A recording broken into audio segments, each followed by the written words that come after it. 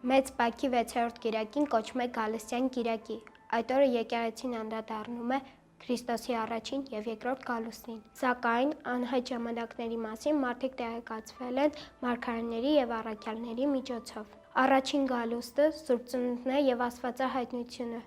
որով հանուն մեզ, մեր փրկության համար իջավ, մարմնացավ, մարդացավ, ծնվեց կատարելապես Սուրբ Կույս Մարիամից, չարչարվեց, խաչվեց, թաղվեց, երրորդ օրը հարություն առավ եւ նույն մարմնով ելավ երկինք, նստեց իր հոր աջ կողմում։ Գալու է նույն մարմնով եւ իր հոր փառքով դատելու ողջերին եւ մահացածներին։ Նրա թագավորությունը չունի վախճան։ Գալստյան երկրորդ կիրակին հիշեցնում եմ Քրիստոսի երկրորդ գալստյանը, որով նորոգելու է տիեզերքը եւ պսակելու է իր սրբերին։ Սուրբ Գիրքը բազում նշաններ է տալիս երկրորդ գալստյանը նախորդող, այդ թվում ասում է, որ շատերի սերը պետք է ցամաքի եւ հետո թե ապա մարդու որդու նշանը երբ կերևա, կտեսնեն նրան, որ գալիս է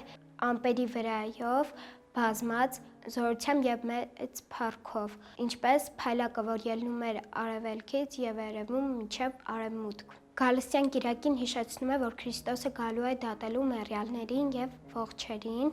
պետք է պատրաստ լինել իմաստուն կույսերի նման ցանկացած պահի, այսինքն մինչ այդ մեզ հատկացված օրերը պետք է ապրենք քրիստոնեավել վարքով, հավատով, պահեցողությամբ եւ աղոթքով։ Լույս ճշմարիտ Քրիստոս,